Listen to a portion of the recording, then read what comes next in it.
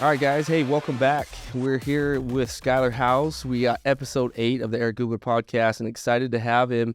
He is a pro rally racer, and I had to get that right because I'm not a professional when it comes to this stuff, but he is. He is one of the top 3 in the world, and this is not an easy sport. I mean, I've heard a lot of people talk about it. I have friends that do similar things at a much lower level than you, and they talk about how brutal it is on the body and how hard it is just to race. Am I right? Yeah, it's not an easy career path that I've chosen for myself. How many bones have you broken in your life?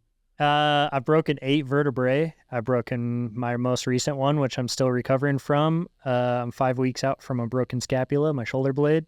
I get a plate and 9 screws in my humerus here. I've broken this collarbone. I've had a few concussions. I've broken my pelvis. I've lacerated my kidney twice, my spleen once. I got a pin in my toe. I think my left arm. I don't know. You're kind of bionic at this point. Yeah. Like, you got lots of parts and pieces. I got some metal in there. So when you go through a metal detector, is it always going off? No, not quite. No? Just like titanium or whatever. Special metal. Yeah. Okay, cool. Well, yeah, I'm excited. I'm pumped to have you on and to be able to jam with you a little bit because I feel like doing anything at a high level like you're doing, it takes a certain mindset, and I think that's what we want to tap into today a little bit, is just how you, I mean, your story, but how you can get there mentally to be, I mean, we're talking about the world, right? So anywhere in the world, somebody could knock you off and you're in the top 3. That's pretty crazy. There's not a lot of people in St. George, Utah that can say that they're the top 3 in the world at anything that's big. So that's pretty cool. Yeah, it's, I don't know, you say a certain mindset, I think of it as a certain kind of stupid. Yeah. Because any logical person would look at what I'm doing and think that it's not smart, because like rally racing, you have to navigate. So it's not a marked trail. You have a piece of paper on your handlebars that you have to read. And if you're driving in a car, you have someone in the passenger seat to read those directions to you. Yeah. Best way to explain it to anyone is if you remember MapQuest, you'd have to go on your computer, Google the directions, and then print out the MapQuest and then read those directions as you're driving. I remember as a kid sitting in the back seat and my mom would yell at my dad would yell at my mom, and somehow we would get there eventually. But yeah. So it's basically MapQuest on your handlebars. I have a compass and an odometer that's based off of like a GPS signal, but I don't actually have a GPS track that I'm following. On that piece of paper, I have like your mileage, and then there's 3 boxes. You have your mileage, a drawing in the middle, which, you know, if you come to an intersection and you're supposed to turn left, it'll have a drawing of that intersection. And if there's a tree there, or if there's an old tire, or if there's a fence or something, they'll put those drawings in that picture so you can kind of visualize it on the paper before you actually get there. And then in the 3rd box, they'll have either more navigation, like say after 300 meters, you're supposed to change your compass heading to this, and then a description of what the track's going to be doing, so twisty or whatever. Yeah. So you have all of those directions in one area. We call them a tulip. And then you're riding somewhere, realistically, we average anywhere from 40 to 70 miles an hour for a day. And we're riding, give or take, 500 miles a day for 15 days straight. Wow. So at every single moment, you have to be focused on the terrain in front of you. You got to be focused on, where you're going. You're riding at roughly 100 miles an hour, and you're trying to read a piece of paper on your handlebars at that whole deal. So all of that, even just riding 100 miles an hour in the desert over terrain that you've never been or seen before, sounds like a terrible idea. Yeah. That's not a smart decision. I mean, just to be able to have the cognitive endurance to be able to do all of that for hours. Yeah, it's insane. That's why I love rally so much. Is like there's Baja racing down in Mexico, and I've done that before, but you know where the course is going. You're allowed to pre-run the course. It's common to go out there and make what they call B lines. So if the course is twisty, you can make a line that just goes straight through.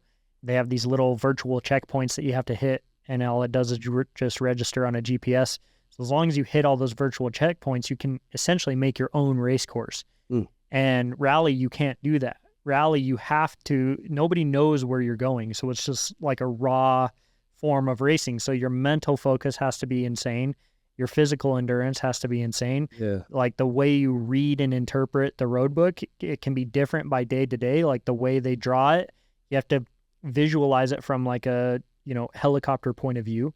So you're not actually visualizing it from your own eyeballs. You have to like put yourself in third person to actually read it.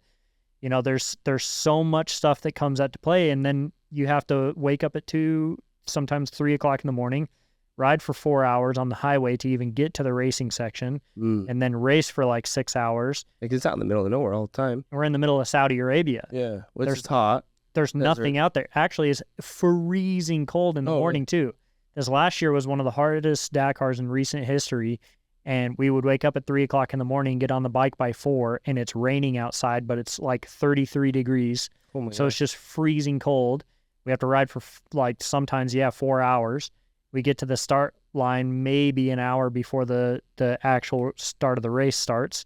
So you have like an hour to eat food and like do jumping jacks and get warmed up. And then you have to go race. The second the sun comes up, you start the race. You go one by one every 3 minutes. And so you're essentially out there by yourself because now everyone stays pretty much 3 minutes apart. You're just getting timed. Yeah. So you're riding by yourself, trying to dodge camels, dodge cactus, dodge all types of rocks and dunes and just insane stuff. And now it's getting more popular. So there's a lot of locals out there driving. So we're like trying to dodge people out on the course now. And there's so much stuff that can happen. And that's why I love it, is because it's not about who can practice the tracks, who's just the fastest person. Like you have to be good at all of those things and then do that for 15 days.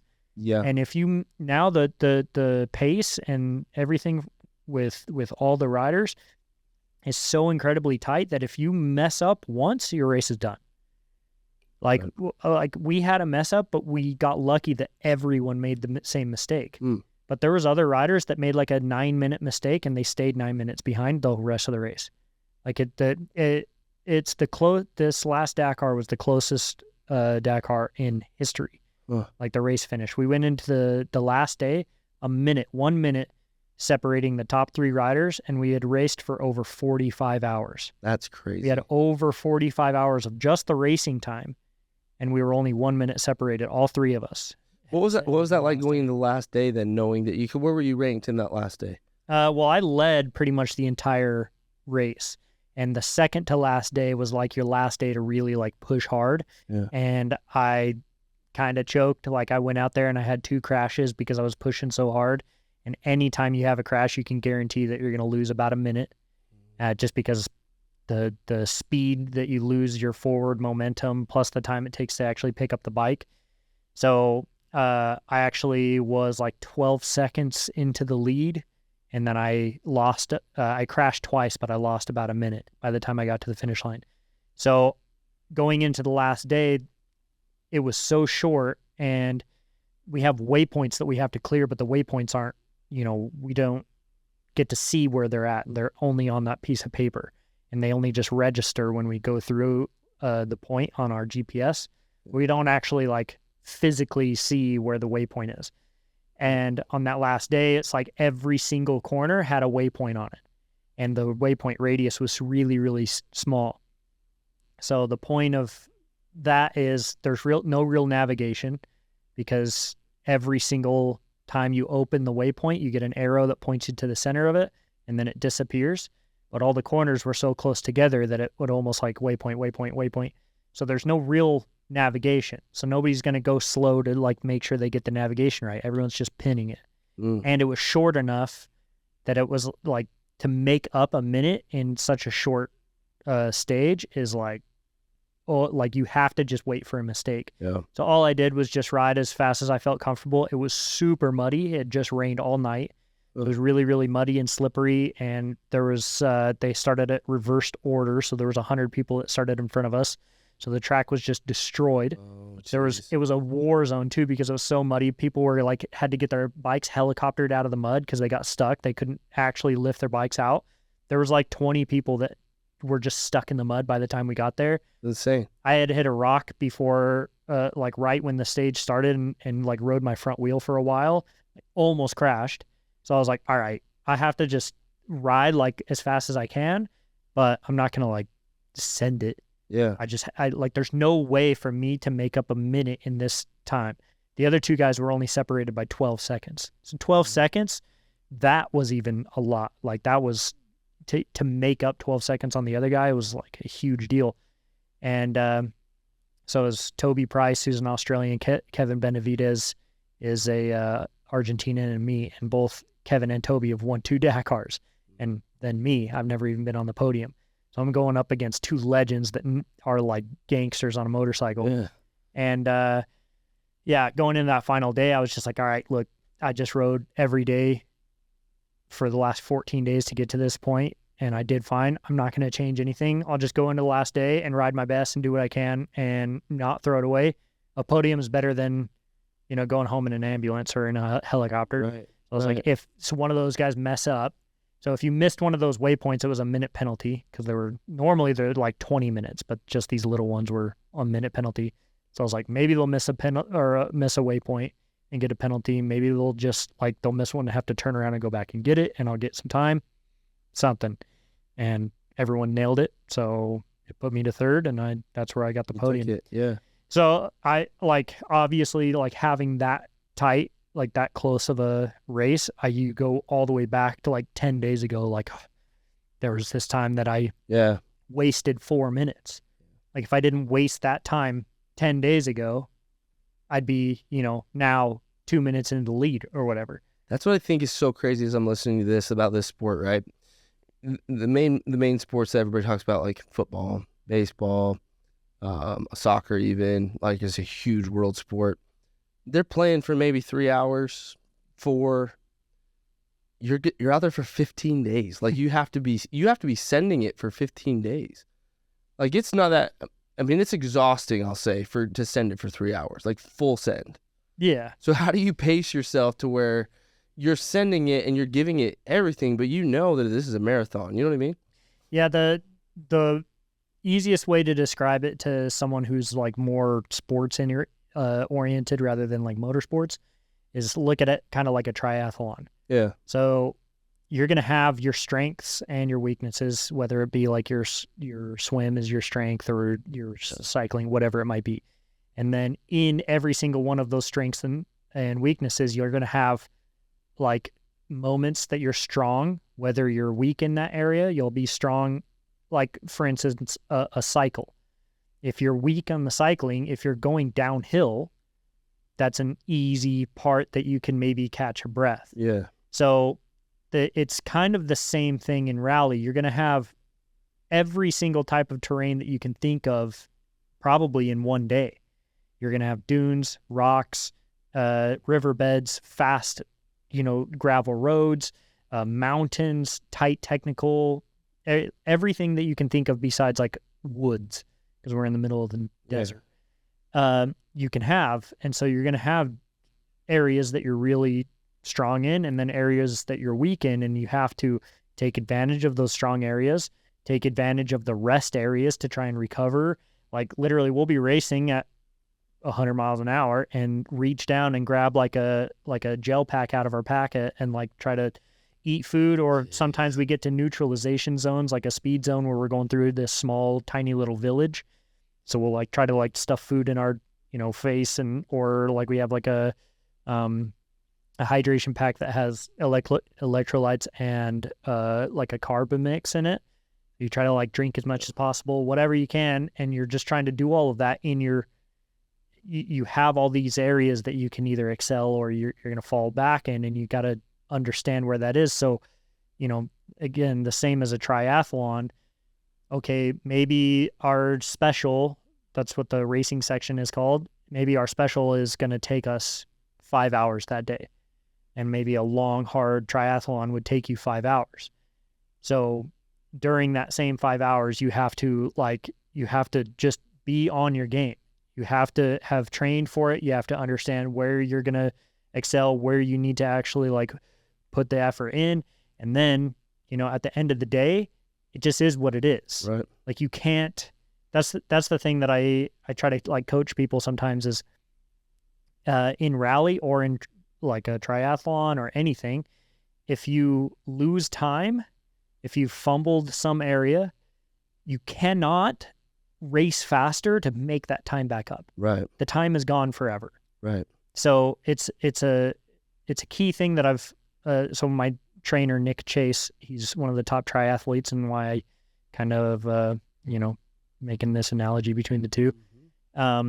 He's an absolute monster when we go and train, and I cannot fathom anyone being faster than him. And some days a term that they use now is they have bad cycling legs, but they have good running legs. And some days you just get out there and you're just not there. It just you can't race, and you're going to get a bad result, and there's nothing you can do about it. No matter how in your brain you could push it, push the limit, right. Stay hard, callous the mind, all that stuff, and it's just like literally you'll injure yourself, or you won't finish the race, or you'll mess yourself up for the rest of the year if you do beyond what you're like capable of doing. So that's a very key thing in rally as well, is understanding in your brain, okay, I've made a mistake or something has happened, and whether or not you want to get angry about it and, okay, I'm going to make up the time, that's just going to push you into more mistakes in the future. Dude, so good. All you can do is learn from that mistake and put it to good use, and try not to make it in the future, and just put one foot in front of the other. Just keep moving forward. That's it. That's all you can do. If you try to force the issue, you could either make the mistake again, have a crash, or, get injured or whatever. Yeah. Like in both of those sports and all of that, like the mental game comes into play so huge, because, it's not about what you want. It's about what's happening right now. And what's happening is you have to just get to the finish line. Whatever like plan you had for yourself, the conditions are just what they are today. And in rally, it's so important, because you have to be on it. You have to send it for 15 days. And you're going to have days where you wake up and you're so tired. You're just on the bike for 14 hours the day before. You got back, you got maybe 4 hours of sleep. All you're doing is just stuffing food into your face. Like, it's not healthy at all. You're not really replenished. You're not rested. You wake up at 2:30 in the morning. You're just like, oh man. Like some days, the first thought in my brain is like, I can't wait to go back to sleep later on today. Yeah. And then you have to have, again, all of those other things. Like you get on the bike and you're just like, I just don't have it today. Like I'm just not on it. I'm missing my marks. I've blown some corners. Like I'm just not riding good. I'm like riding tight, whatever. It's how it goes today. I literally can just put one foot in front of the other, or just keep clicking off kilometers one step at a time and just get to the finish line. My first Dakar that I ever went to, that was like my number one piece of advice was ride every mile. That's it. Yeah. Nothing else. Don't race. Don't do anything. Just ride every mile.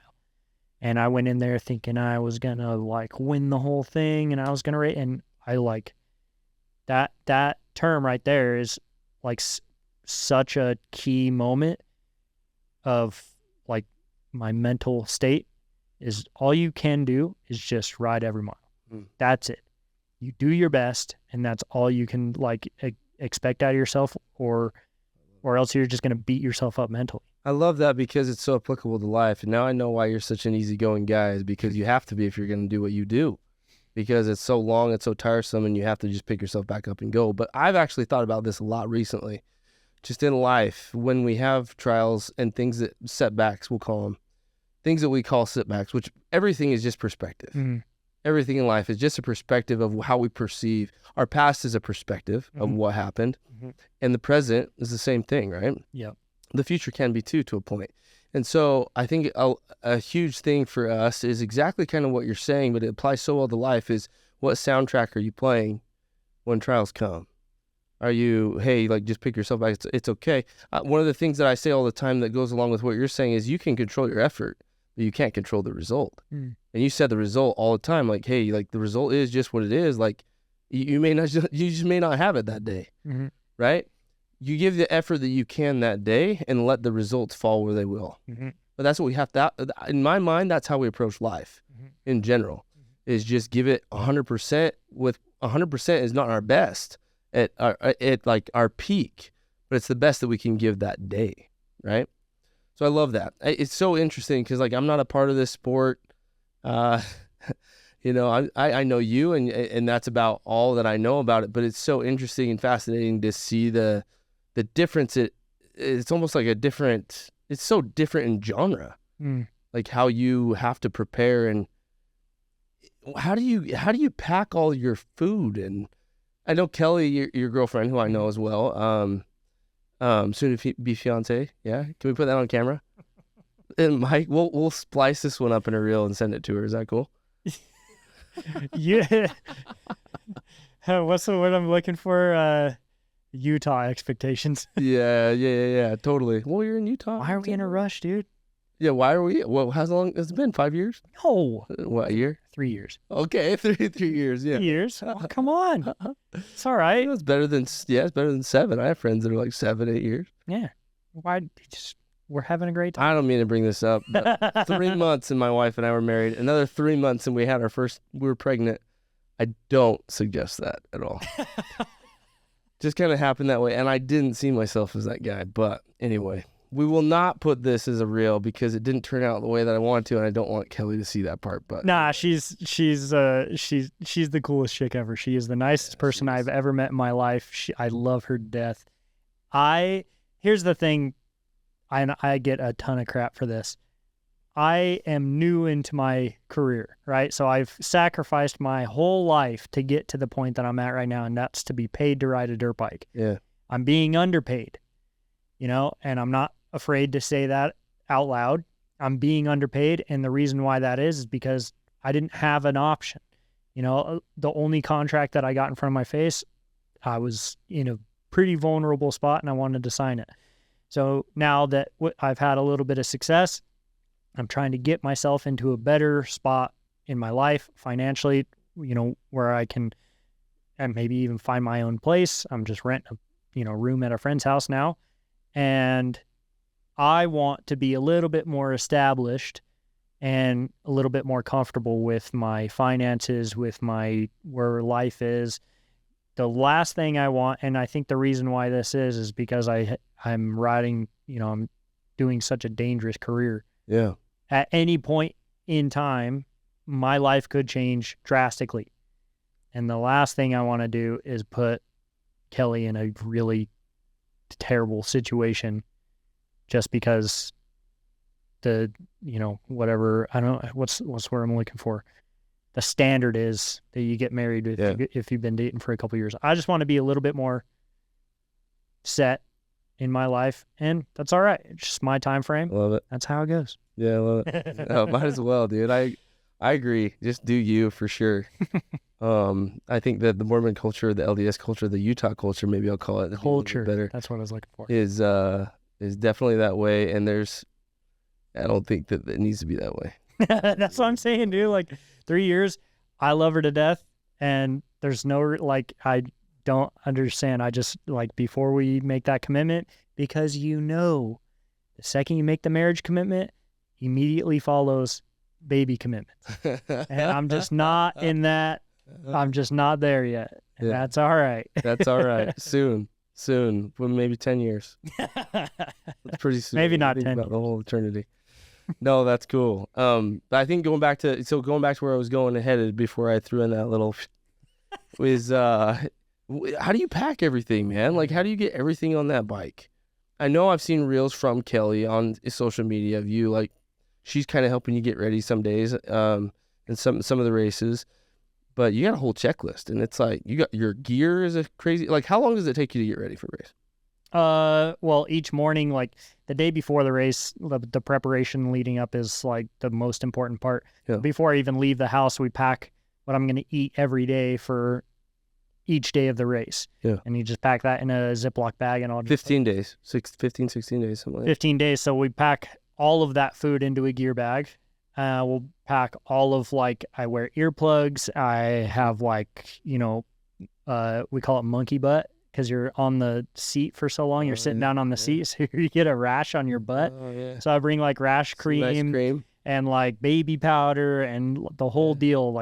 Chapstick is also number one thing that you want, because you're just getting blasted in the face by wind all day. So there's just a ton of that kind of stuff. So you're doing chapstick while you're going 100 miles an hour? No. Okay. Just before and like after. Yeah. And then like we have super cold weather as well, so you have to we bring like heated gloves and big jackets and face coverings, all types of stuff. Plus being a factory racer now, we have enough gear that we could wear a brand new set of gear every single day. So we got 15 sets of gear, which includes underwear like socks, pants, undershirt. I wear like a kidney belt. Now we have to wear an airbag system, so it's a full chest and arm and shoulder protector, and if we crash, it actually it'll blow up. Yeah, those are cool. Yeah, it inflates.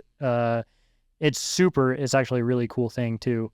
It's really hot and kind of heavy, but it's saved my. Didn't you have a crash recently where it saved your life, babe? Yeah, I hit the ground. Basically saved your life. Yeah, I hit the ground at 28 Gs. Jeez. Yeah, and then what's crazy is that's just the peak impact. Right next to it, I have another impact at like, I think 24 Gs. So I hit the ground twice at over 20. We're talking like Gs, like, when like in the movie Top Gun, he's going 10 Gs and they're all like clapping. Yeah, no, I hit the ground at 28. So someone did the math too, like the force of me hitting the ground is like me weighing 6,000 pounds. Oh my gosh. At the time that I like hit the dirt. And I only broke my shoulder blade, which is crazy. So the airbag is a great piece. Did it pop the airbag?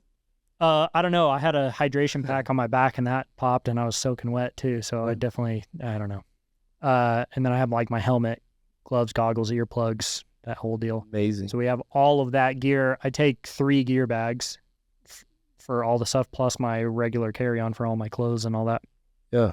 And that's everything for the full race. But all of that preparation happens before we even leave. So all of the food I eat, like 2 gels, I like the Stroop waffles, like the Honey Stinger Stroop waffles. Yeah. I'll have 2 of those plus like a regular, I don't know, some type of granola Stroop bar. waffle, like a Swiss thing? Dutch, like Dutch from Holland. Okay. Yeah. But they're delicious. I love those things. That's the one thing too with endurance, I guess training or competition is you have to find something that you can eat very fast. So if you just get like a regular, some type of energy bar and you start chewing on it and you're like it's really dry and you can't swallow it and you can't eat it, like it's just doesn't work. So I take like the kids applesauce packs. Yeah. Take like 2 or 3 of those. I take fruit snacks, the energy gels, the Stroop waffle things. I have like a ton of random stuff in there. And that's just all stuff that I can stuff in my face really quickly, eat it, and it goes up and it fills me up and I'm able to like continue. And then before we leave and when we get back, we just have, we get a bowl of whatever's there. We joke around with it and call it camel ankle because we don't know what meat it is. It could be goat, it could be cow, it could be something. So we joke around and call it camel ankle. And there's like usually wet eggs in the morning too. So we're eating like probably not the greatest stuff. Have you heard of balut? Balut? No, I don't know. You heard of what is that? It's eggs, wet eggs, but the wet is pee. It's like horse pee. So probably what we're eating. It might be. You just say it's balut from now on. Dude, it probably is. The amount of times that I've been for like a year or something, but yeah. I don't understand what it is about either Europe in general or the Middle East about not like having scrambled eggs. Yeah. It's like an egg soup. It's really strange and it's hard to choke down at 3 o'clock in the morning, but yeah. Yeah, the preparation, just the gear and all that stuff is a huge task. Yeah, that's the preparation to get there, and that's insane. But then as far as like the preparation where it's race day and you're getting ready to go, you're day 7. Like, how long does it take you to get everything on, get prepared, kind of go over the day? Do you probably get a look at the map, see where you're going? Like, how long does that take you to prepare? So at 5 p.m. the day before the stage, they'll release just stage information. Okay. So the only thing it'll be is areas of attention. So if there's like very key dangers or areas that we have to like maybe take a mental note or actually take a physical note and pencil it in ourselves, like this is a really important note, then we have to pay attention to it. And then it'll tell us how much, like what type of terrain we're going to be racing on and what percentage of it, whether it be like, they say soil, stones, and dunes. And then they have dry lake beds. They call them chots. Okay. And then tarmac. And each one of those, they'll give you a percentage, but almost always they're completely wrong. We found out that if it says sand, that means regular dirt. If it says soil, that means straight up rocks, like the whole time rocks. And then if it says stones, that means really big rocks. And then dunes are usually accurate. But there was one day that they said it was like, it's like 75% soil today, 20% stones, and then like, whatever, 10% dunes, and then a couple of other stuff mixed in there. And it was 70%. 100% rocks all day. So you're just shaking the whole time. We were beat. So that stage was supposed to take us like, I think 4 hours to do it. And I think it took us over 6 hours. Of just shaking the whole time. Just blowing your hands apart.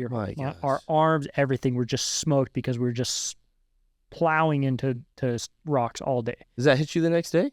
Oh, yeah. I mean, you're like day 7. So no, that was day 2. Oh, day 2. Day 2, we got just destroyed. And so before the Dakar even started, they told us, they're like, all right, look, you're going to have, or this is going to be one of the longest Dakars. So it's already, 3 days longer, and the mileage is going to be way longer too. You're going to have longer days, yada, yada. So every time they've done that in the past and had a super long day, it's been pretty easy.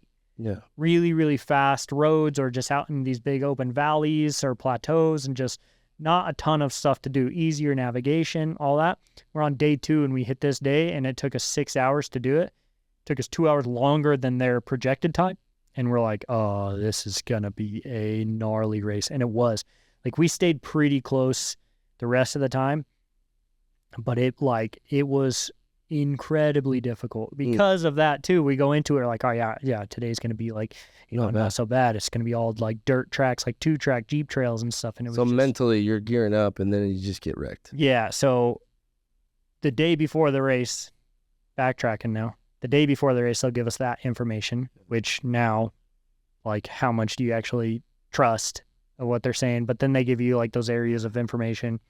And then, so before we go to sleep, we see all that information. And then when we wake up, if for whatever reason there's anything new, we'll just hop on the phone real quick and just see if there's any extra updates. Because we have to wake up so early, I usually I stay in like a small little camper. Mm-hmm. And a lot of other guys just stay in tents. So, and normally, like the Dakar history, everyone just stayed in the tent. So having like an actual little camper van is a luxury. Elite. Yeah, it's a luxury item. So I'll take a quick little rinse. I'll take a quick shower to kind of wake myself up so I'm not so drowsy. And then by the time I give myself 1 hour, by the time I have to wake up for when I actually have to get on the bike. And that's to wake up, take a little rinse, put my socks, underwear, all my gear, the whole deal on, eat breakfast, put on like all my cold weather gear, and then get on the bike. And I usually like have maybe 4 minutes to spare. Wow. So to do 100% of it, I just give myself 1 hour. And then you got 4 minutes to spare, and then you're going. Yeah, and then you start the liaison, the transfer section in the morning. So almost maybe 1 or 2 days we'll start the actual racing directly from what they call the bivouac, like the pit area. Okay. But yeah, some days we'll have morning transfer sections that are, 100 miles long. There's other days that we might have morning transfer sections that are 350 miles long. Wow. So the best way to describe is like, if you're familiar with Utah, you get on a motorcycle in the wintertime and ride from St. George to Salt Lake City at 3 o'clock in the morning. Start at 3 a.m. And then when you get to Salt Lake City, go and race through the desert for, let's just say, 5 hours. Go on like a heavy race. There's a race out here that we call the Silver State 300. It's roughly 4.5 hours. So you race the Silver State 300 and then get back on the highway and ride another roughly 200 miles back to the next pit, which is in a completely different area.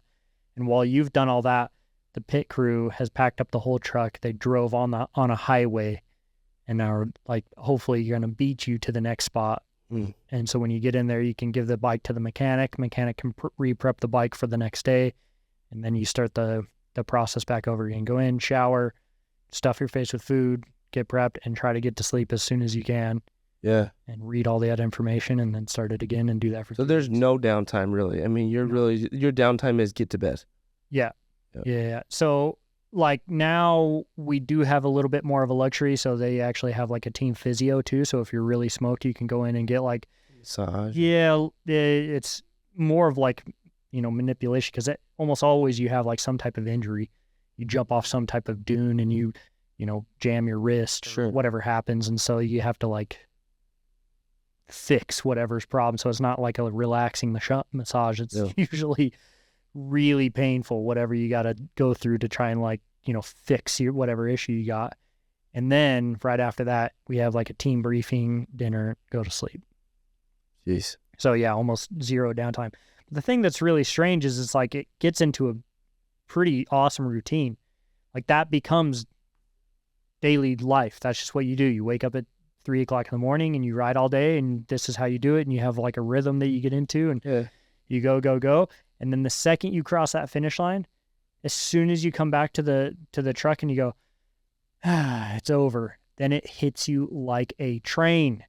Like the adrenaline come down, and it's the same for the mechanics. It's the same for everyone, not even just the racers. Like the come down from that, when your body finally realizes that it's time to like take a break, is insane. Really? Yeah. There's like, when I came home from the Dakar this last time, I think we had 2.5 weeks before our next race. It took me a week to even like, there's jet lag for one. Jet lag you should be able to get over in a couple of days. But it took me a week before I could actually like, function throughout a day, because like the adrenaline come down and all that stuff. Like Are you talking like you feeling depressed and low? No, like tired. Just dead. Just straight up, like I would want to sleep all day. Yeah. And I got catch up. I got a concussion, so this is a head injury also. But halfway through the Dakar 2 years ago, I got a pretty serious concussion and came home early. And I slept. I would wake up at 8 o'clock in the morning. I went to sleep somewhere around like noon or 1 o'clock. I'd wake up briefly for some food and then go back to sleep and do it again. And I did that for 2 weeks. I slept almost 18 hours a day for 2 weeks.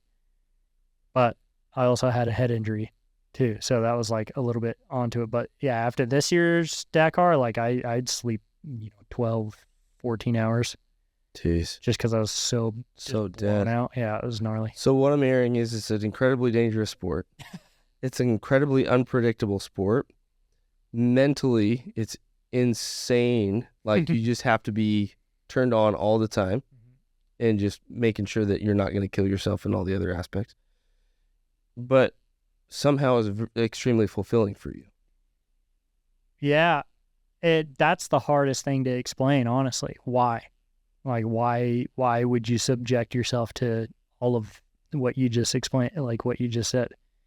And the best way, the easiest way to say it is just the most recent Dakar, like the feelings that I had through that. Obviously, that's the greatest achievement, my greatest racing achievement that I've ever, got, a podium at the biggest race in the world. But also during the race, like it rained in a place that they say only rains 3 days a year.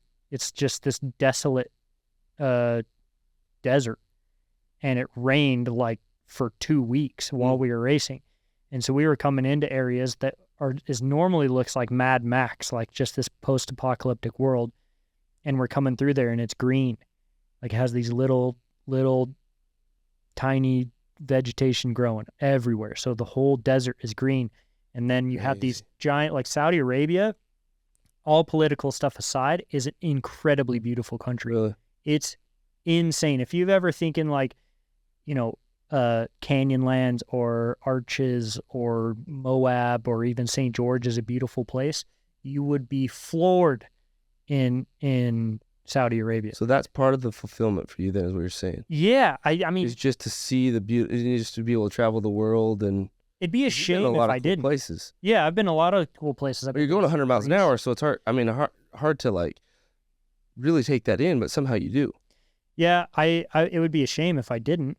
You know, like that's one thing also that I think, you know, I had to sacrifice a lot to get to this point, and I'm a little bit older than most people usually get a chance to do it, and I think that's a really good thing, because it helps me appreciate the situation and these opportunities much more, because what I get to do is like there's only a handful, maybe 10 people in the entire world that get to do what I get to do. Yeah. And that's to go to a foreign country, race through the entire country. So you're not going to a tourist destination. You're actually going through the entire country to see it how it actually is. And there's so much stuff that will happen that there's absolutely no way you could ever experience that in your lifetime unless you were racing a rally like through there. Like it's just an incredible opportunity. So yeah, when I go through these areas, yeah, I'm racing and I want to like push hard and I want to win, but I would be doing myself and anyone who helped me a disservice if I didn't take a look around. Because that one day, like everything is green, it's not raining on us, but it's about to rain. So all of the clouds are just super dark, and like the rock formations around there are like you're going through Canyonlands, but 3 times the size. It's like the size of Zion, but also looks like Sand Hollow. Like it's incredible the size of these rock formations that are there. And then you have these clouds that are hanging around there. Everything's green. It's sunny outside, but it's also dark and gloomy. So everything's all contrasting and stuff. Yeah. And the dirt is wet, which is the sickest thing ever for a dirt biker to ride on wet dirt is awesome. So it's like the most, if you could dream up heaven for a dirt biker, that's what it would be. And I'm racing through it, like currently leading the rally, and I'm like taking my time to look around, and I actually started getting emotional because I was like, this is awesome. Like there's no way, like the conditions couldn't be better. Like this is the coolest opportunity ever. The fact that I'm even just here experiencing this right now. And like I said, it's hard to explain to someone who's not a dirt bike racer why those conditions would have warranted that type of emotion, but it's just like insane. So, and the same feeling too, like growing up in America, there's no way what we were riding through would be legal for us to ride through in America. Like that would be a protected area for sure. Yeah. Like that would be a national park, what we were just racing our dirt bikes through. And so it's just incredible. And yeah, I don't know, like I look at all of that type of stuff. I've been racing through Greece and been able to race through the mountains in Greece through like old war, like where they had these huge compounds set up there for the World War, and like just these giant military compounds all overgrown in the woods that were just crazy and incredible, going through there in Greece and then eating the most delicious food I've ever had in my life. And then in Morocco, riding by this little tiny shack that's like no bigger than this couch, and a little tiny, like, 6-year-old girl is sitting out on the porch just watching the race go by. And that's her life. That's, where she lives, out in the middle of the desert in Morocco, just with nothing. The clothes that she's wearing and the little tiny shack that she has for shade. And like maybe going through Peru and seeing the millions of people in Lima, Peru stacked on top of each other, and that's how they live. And then seeing like how stoked those people are in South America to see like motorsports in general, like being a celebrity riding through the city with hundreds of thousands of people lining the streets, like cheering for you. And like being down in Baja, the incredible people that are down there that would give the shirt off your back to help you, because for no other reason other than they love the sport and they love having races down there and stuff. Like those type of experiences are just insane. Like you get paid to do it. Yeah. And like, to when I say I had to sacrifice everything to this point, in order to continue to race, I had to sell everything I owned. Yeah. So I was staying in a friend's house in a little casita. I sold my truck. I sold all my bikes. I sold everything I could. I tried to fundraise and like get sponsorships from local companies that probably couldn't afford to How help much me out. was it? $100,000. $100,000 to go and race. Yeah, it was $100,000 to go and do this race on my own. As Oh a my privateer. gosh. Yeah. That's all in. Yeah. That's that's you're all in. having zero money. How did you come get home to that point? Like you're like, I can win this thing, or I can be good, or what? I mean, if you're going $100,000, and how old were you? It's only a couple of years ago, so it was 28. So is a 28-year-old $100,000? I mean, that's still a lot of money for anybody, but $100,000, like to just be liquid cash and then throw into this race, potentially throwing away, because if you crash out on day 2, you don't get the money back. No, it's game over. Yeah, and then you don't get recognition, you don't get sponsorship, you don't get anything, and then you got to try and go again. So that's insane. I had not had any type of factory support, no chance for me to actually make a living riding a dirt bike until that point. But after I finished 9th, I knew I could do better because I had some pretty serious adversity, a lot of mechanical issues, some crashes, and a bunch of stuff that slowed me down, and I knew I could do better. And then when I got 5th, there was 2 moments that I lost like 20 minutes each, and they were my fault. It wasn't mechanical issue. It wasn't everything else. It was just I made dumb mistakes just in my brain. And I knew I could do better. Yeah. The time that I lost there would have put me on the podium if I didn't make those mistakes. So I'm like, I know I can do it. I know I can do better. And luckily I got the chance. But like after that 9th, I knew I could do better. And if I ever wanted any type of shot to be a factory rider and to do this for a job, I had to take the chance. Every single person that I know that had the skill and the talent and the dedication to go and race and be a factory racer and be great got to that point of it's just not worth it. I'd rather just go work a job. It's just it didn't happen yet, so it's time to hang it up. Yeah. And I didn't want to do that. I didn't want to look back at my life and say, what if I just tried? Yeah. And the mentality that I went into was, it's all just stuff. It's just stuff. It's just a dirt bike. It's just a truck. It's all just stuff. I can replace stuff with a good work. I can come back and I can get a job. I can replace the stuff. I'm not going to be homeless. Like I'll have a bed to sleep on. So that's all right. It's true. I mean, you don't have kids, right? Kelly will always support you. She'd sleep under a bridge with you. Yeah. She'd stay with you. Yeah. I mean, what do you have to lose? But did you have people, I mean, typical parents? Oh, my parents were they like, send it? Yeah, they were all good. They're like, go raise the money. We can't pay you anything. They couldn't give me any type of money. Like, go chase your dream. Yeah, do it. They were all fully on board. Dude, board. I don't think that's normal. I don't think that most parents, I mean, I didn't grow up that way, but I don't know if I have, I think that's special. My parents, that's different. My parents are interesting because like, it's no disrespect to my siblings, but I mean, I have one sibling, my middle brother, he's a drug addict. He's homeless in Vegas right now. And so I have a kind of interesting perspective. I've also seen the pretty horrendous stuff he's done and said too. And like, he's attacked my parents saying, you are the one that raised me. I'm like, dude, we got raised by the same people. Yeah. And you just decided to go down a different path. Yeah. And, so they have that type of experience. They have kind of the black sheep of the family that they've had to deal with. They have, my other brother and sister, my one sister, she moved out and had to move back in. She moved to California. She's always like, tried to do the right thing and do it all right. Now she's back here in St. George with her kids, and she's like, struggling to make it work and just trying to fight it. She's got 3 kids that, it's tough for anyone to try and do that. And then, my middle brother, he worked at a sandwich shop for a while, and now he's a hot air balloon pilot, and he's a aircraft mechanic. And, he's like, he came around and he's doing stuff, and he spent some time in Mexico with me and all that. So they've had kind of every single type of like kid that they've had to try and deal with. Yeah. And they've had the success and they've had the failure and stuff, and they've realized that no matter how much you want your kid to do a certain thing, look at you. What did your parents want out of you, right? And how did you differ from what they wanted?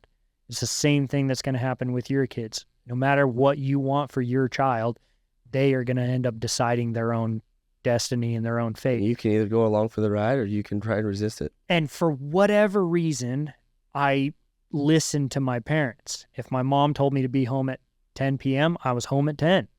I didn't sneak out. I did some dumb stuff as a kid, but mostly because my friends were doing dumb stuff and I just decided to, go along with it. I was lighting off firecrackers in the desert and lit the desert on fire once and just like dumb stuff like that. Obviously I got in trouble, but for whatever reason, one thing too that kept me out of trouble big time was the Red Ribbon Week, because like the anti-drug week that you would have in school. Yeah. I don't know why I'm kind of a mama's boy, but I am. And most of it has to deal with not disappointing my mom. I'm not afraid of like hurting my mom's feelings or any of that kind of stuff, but I don't want to disappoint her because she loves me so much. And we had a mom come into our school and talk about how her kid overdosed on drugs. And I was like, I don't ever want my mom to be in that situation, so I'm never going to do drugs. And I've never done anything, so I kept, all my money always went to riding dirt bikes too, so I didn't have any money to spend on anything else, like dumb mistakes or dumb choices. And I looked at that like, that pan looks really hot. I'm not going to touch it. Yeah. I don't need to touch the drug pan to see. I don't need to find out for myself. I can already see that everyone who does it, it doesn't work out for them. I don't need to make that mistake. And so I don't know why. I don't know why it stuck with me. I don't have, my parents gave me the freedom to do what I wanted. Yeah. Okay. Be home on time and don't be an idiot. Yeah. And you feel like that's what transferred over to the $100,000. Yeah. I think it was just, hey, we trust you. Yeah. Look, yeah. You're going to do it anyway. It's just stuff too. Like at the end of the day, like I said, I have a place to stay. I can go get a job anywhere. Like there's places hiring left and right. Like anyone who says, oh, I can't get a job or whatever, there's just excuses. Right. And don't get me wrong. I've had plenty of excuses and plenty of like, down times. Like I've had some pretty depressing moments too, where I've put everything I had $0 in my bank account. I've had people that were like offering support or wanted to partner with me and that ended up burning me. And like, then because I didn't continue with their program and continue to lose money with them and I left, and they turned around and drug my name through the mud. And I was like, what am I doing? Like super dark times. I have no money. I have no, I'm not going the direction in racing that I want to do. This has been my whole life and it's not turning out how I want it to be. All of this kind of stuff. Like I get depression and not wanting to do all of that and lack of discipline and motivation to go out and get things done. I get it because I've also been there. I've been in the situation where I just didn't want to get out of bed. I get it. But there's also like, you have to have some type of responsibility. I think that's the meaning of life, is having responsibility, because the responsibility gets you out of bed. The responsibility, gets you to work. It requires you to work for whatever you're responsible for. Me, what I'm responsible for is myself and riding dirt bikes. That gave me the sense of meaning. And so when it was like, all right, this is what I want to accomplish in life. These are the goals that I've set for myself. That's it. That's what I'm going to do. And I probably won't be able to make $100,000 or fundraise it or whatever. But the team that I was going with, I told them, I said, hey, if I'm short, do I just, like, what happens? If I can't pay for this, what happens? They're like, oh, we'll figure it out. I'm like, no, there's a real possibility that I'm just not going to have the money. I'm going to sell everything. Like, I'll go all in on this, but like, they're out of Holland. I was like, do I just move to Holland and I work for you? And I was ready to do that. And I don't know. Like I said, I didn't ever want to look back and say, what if? What if? Yeah. What if I didn't just try? Yeah. Because it was, like I said, it's just, I don't know. It's just stuff. I didn't know. It's like, man, it's just a truck. Like I can get another truck. I'm 28 that's the other thing that I think people are worried about is they're always worried about, they want to have it now because they're worried about what might happen in the future. I'm like, what if I live till I'm 90? Yeah, I got another 60 years in front of me. I'm only almost 30. And what have I been able to accomplish until now? Like, imagine another 60 years. I'd probably get another truck.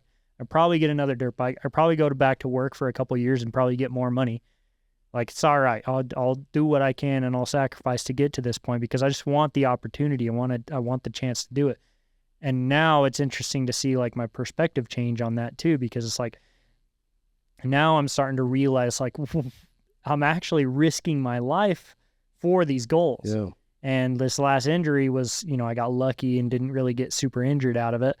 But it's very possible that at any moment in time that like just for no reason either. Like, one of the people I look up to most in life, Kurt Caselli, he died. He hit a horse in Baja. And it makes zero sense. All of the stars aligned for that to happen too. And it just makes no sense why. He's the best racer in the world, the most calculated, like everything. And it's something that happened. And it's like, that's also an interesting thing about the sport is we do this. I say it's the most selfish sport in the world because we still do it with the understanding that any time you swing your leg over the bike, it could be your last. Yeah. And yet we still do it because that feeling of going through a country and racing for 15 days and all of the blood, sweat, and tears that you've put up to it for the last 30 years, all of a sudden you cross the finish line and you're like, wow, I just got on the podium in the biggest race in the world. Now I'm one of only 5 Americans that have ever done that in history. And the last American to finish on the podium until recent times was in 2007. Jeez. Like it's not an easy thing to do.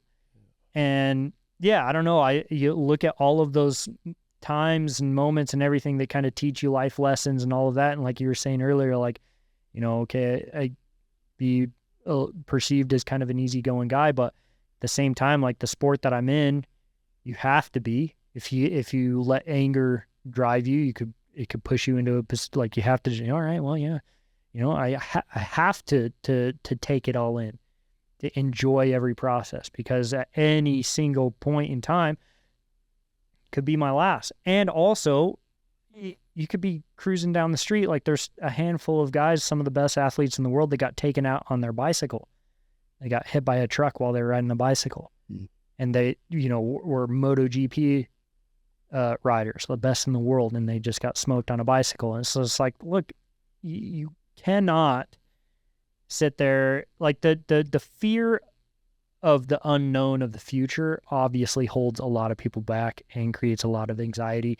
That's a big problem for me still. I still have a lot of anxiety about the unknown of the future. When you deal with, the uncertainty of I might not have this job forever. The uncertainty of that is like, how much money will I be able to make? Is it about the money even? Yeah. I'm risking my life for it, so I should be able to get paid for it.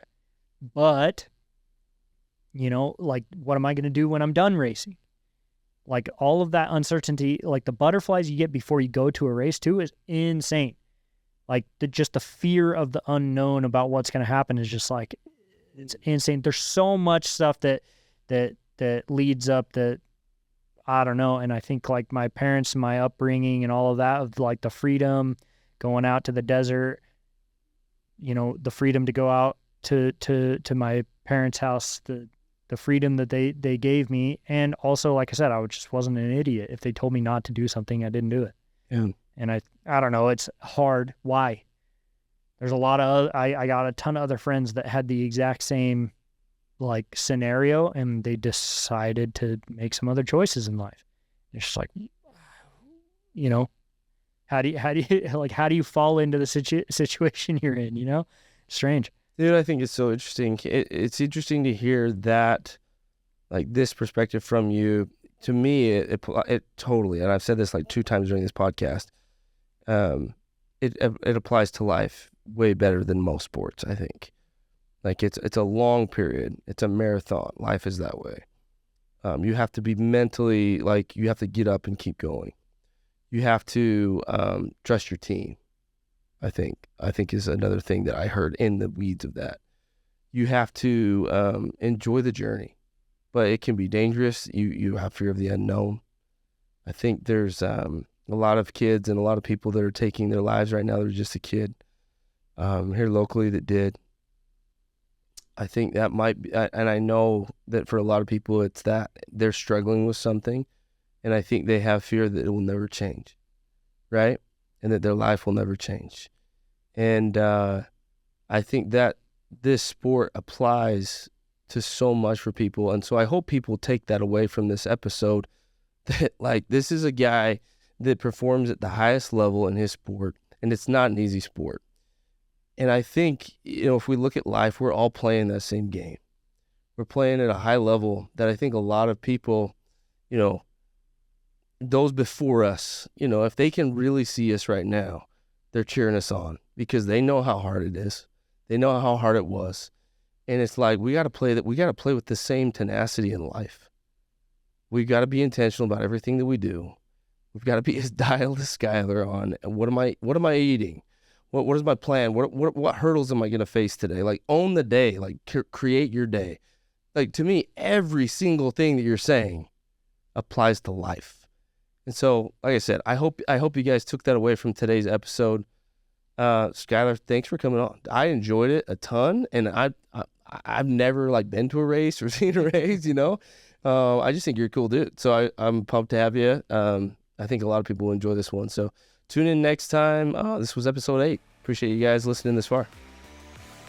Peace.